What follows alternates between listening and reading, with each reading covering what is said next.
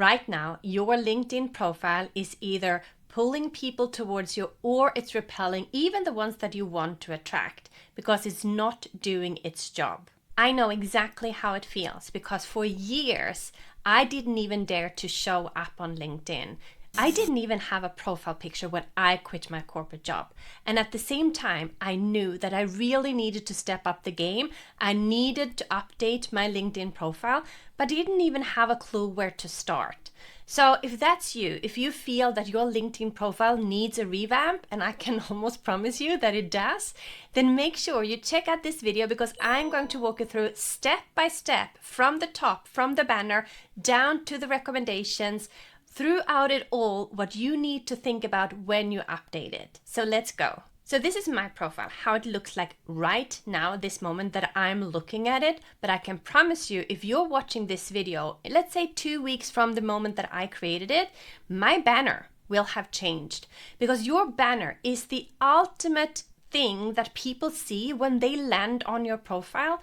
And if that's not updated or you have a landscape picture, it's not telling your clients what to do next. So you need to update your banner so that it speaks to the person that you want to attract. In this particular banner, I'm using it to promote my business partner's upcoming training. So that's why it might look a little bit off from what it is that I'm usually teaching. So I have a couple of banners that I'm choosing from. And let me just share what they look like. I'm using Canva to design my banners. And by the way, I have a guide that you can download if you want it. And inside of that guide, you get the template so that you have exactly the right size of the banner, that you can just take it and then you can redesign it so that it fits your own needs. And if we quickly scroll through these banners, you might see a certain thing.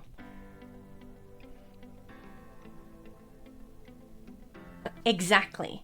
Because when we look at this particular banner, what you see here is that this is where your profile picture pops up when someone is checking out your profile from the desktop.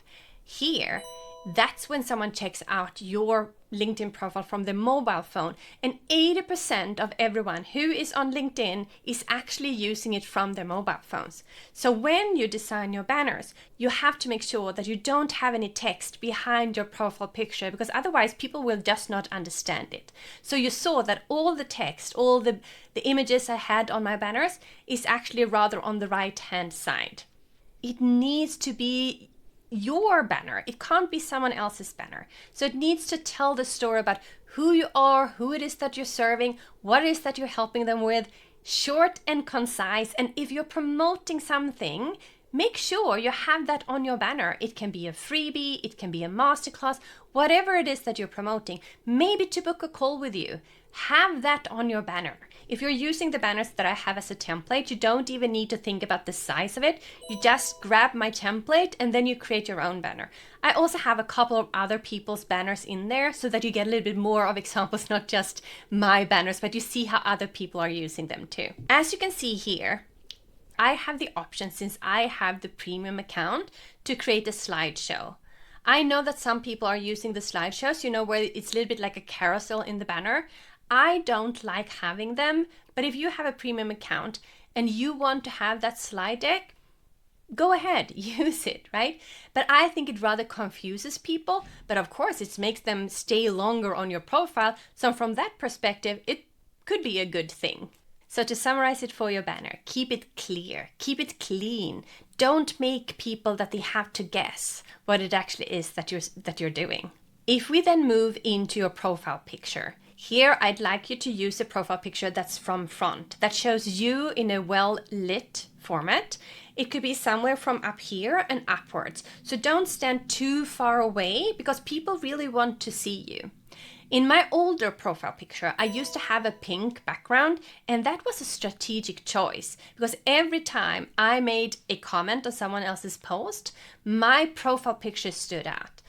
I then realized that I'm not that pink, even though I do wear a pink shirt today, but I wanted to tone it down a little bit. I might go back to the pink, who knows? Anyways, when you have a color behind your picture that stands out a little bit, your picture will stand out when you add comments on other people's posts.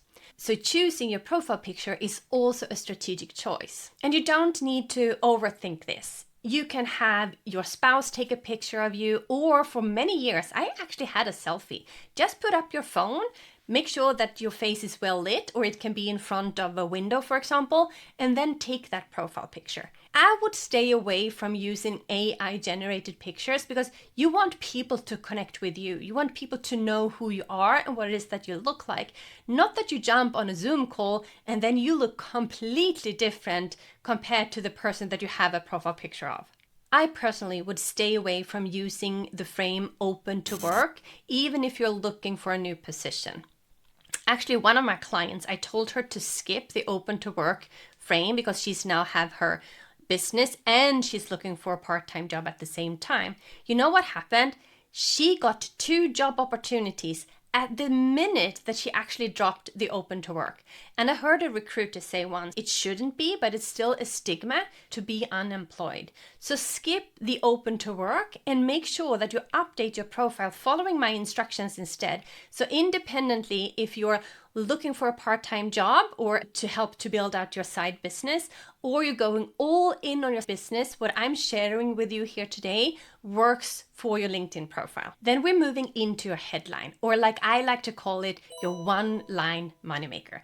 This is the piece that pops up together with your name, together with your profile picture on every single comment that you're making. So make your headline count.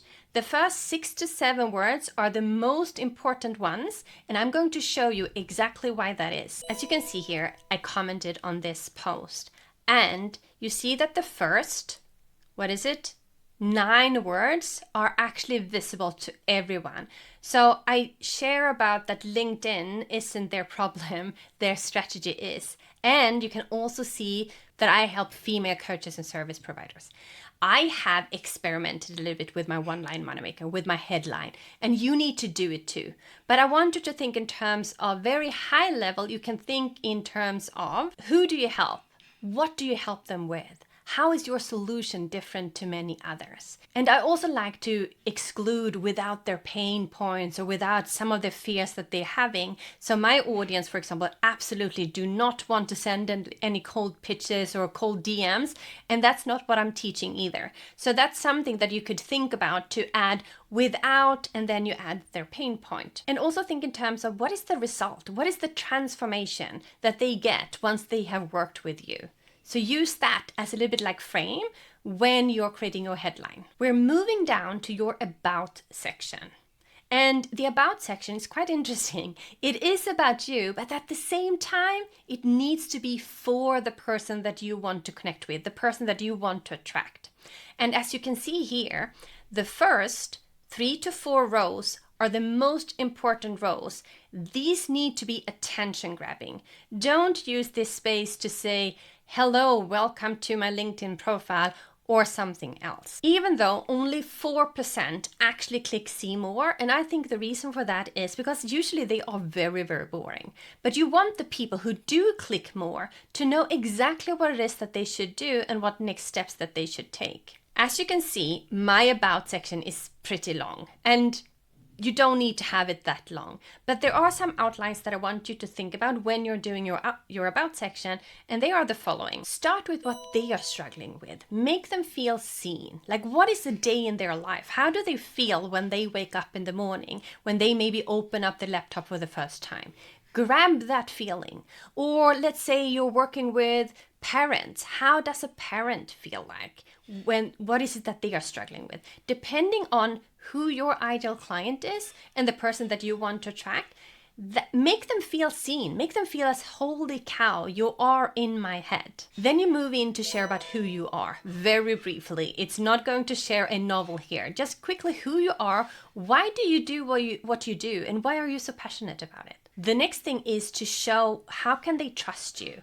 What are the results that you have helped others to get? Then we're moving into your offer. Make it very clear on how you can help the person who lands on your profile, bearing in mind that not everyone who lands on your profile for the very first time is going to be ready to invest in your services, but you want to make an imprint. You want to leave something so that they feel that, oh, this person, when I'm ready to invest to actually solve my problem, this is the person that I'm going to work with. You can even paint the outcome. How does that look like? What will they feel after they have worked with you. What is their future? What does that look like? And then the last piece, you really need to tell them what to do next. Do you want them to send you a direct message? Do you want them to connect with you? Do you want them to book a call?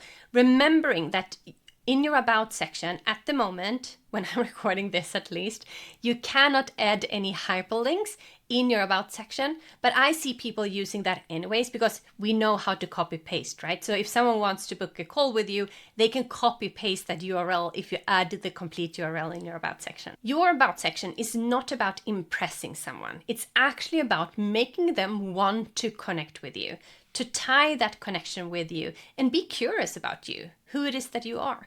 So make it less dusty, make it less CV, make it less about you and more about the other person.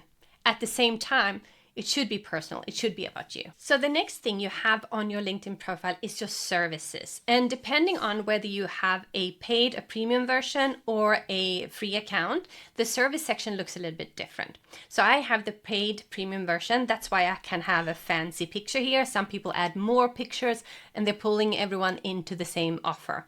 So let me show you how it looks like when you don't have the premium version. So this is how it looks like when you don't have the premium version of LinkedIn. You see, you can list the services that you're offering so that people can request services. It's an additional touch point, right? So don't overlook this, even though it is a little bit confusing. What you will also get when you have the free version is that LinkedIn will tell you that so and so many people have actually checked out your services. That's not really true. You can get a long way with a free LinkedIn account. You don't have to have the paid account. Then we're moving into the featured section. This is the least used section that everyone is using. People are using it for old posts or maybe old links. They're not using it for what it could be used for. I really want you to leverage this featured section. If you're selling through masterclasses, if you're selling through booking a call with you, that needs to be included in the featured section. If you have a freebie, add the link to your freebie so that people can actually download your freebie. I have a little bit too many things on my featured section. So the optimal is 2 to maximum 3, but you choose how your featured section should look like. But not utilizing this section, that is, don't even go there. It's there for you to use. When it comes to the experience section, this is where people really stop thinking, kind of. Make sure that your experience section is updated so that it mirrors what it is that you're doing today. The thing that you did before, why is that relevant for your audience today? Why do they need to know that what you did 5 years ago is still relevant for them today? I was at the bank for 10 years and I held several different internal positions. So what I did here was I actually put them all together. Instead of having 5 different internal positions, this is what I did instead. And then I highlighted these across the roles and why that is relevant for my audience. What I also did was I didn't add like COO or CEO or chief of staff and roles like that I had, but I added the simplifying complexity, fixing what's broken, and turning strategy into action across global teams, because that summarizes what I did across all of the different roles that I held over at the bank. So think in terms of how can I pull out the highlights of what I've done and put that so that makes sense for my audience today. What you can also see, for example, inside of your experience section, you can add links to, if you've written a book, you can add links to Amazon, you can add links to your freebies, you can add links that are relevant for your audience inside of the experience section. Are people clicking on these things? I don't know, because you can't really track exactly where they found the stuff. But you're adding additional touch points so that people can actually see that, oh, this person has written a book, or oh, they also have a freebie on this particular content. I'll just click here then too. If we then move down to the skills section, this is one of the most boring stuff that you can think about. But make sure that the skills that you show are actually relevant. So you need to pick skills that are really relevant for what it is that you're doing today. My guess is that this might disappear in the future, because what LinkedIn is currently rolling out is that they are making everything that you do on your profile, that includes the headline, the about section, your content, everything, your experience section, everything that you're doing, they are using that SEO relevant. So you no longer need to do any hashtags. By the way, I did a separate video on why hashtags don't work any longer. So you might want to check that out if you're still using hashtags on your LinkedIn content.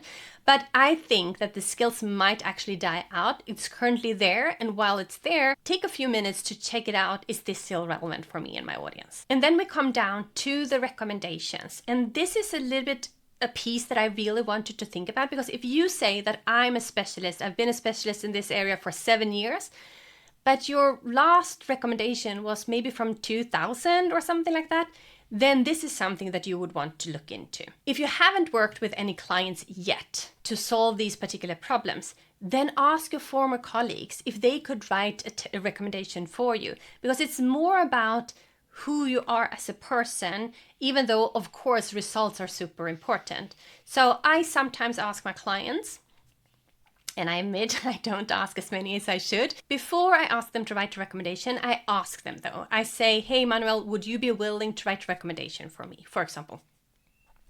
So that was actually it. So if you take some time, set aside some time, download my guide, and then you have the step-by-step, just follow that one through. You get the template to the banner, you get some instructions on how to write your about section, and then you just follow that step by step, and you have updated your LinkedIn profile within just I don't know, half an hour, maybe an hour. And I can promise you that your profile will look so much better than most of the profiles that I see on LinkedIn. So I'm going to share more about LinkedIn, about having fun on LinkedIn. So if that's what you want to, make sure you subscribe to my channel, and I can't wait to see you in my next video.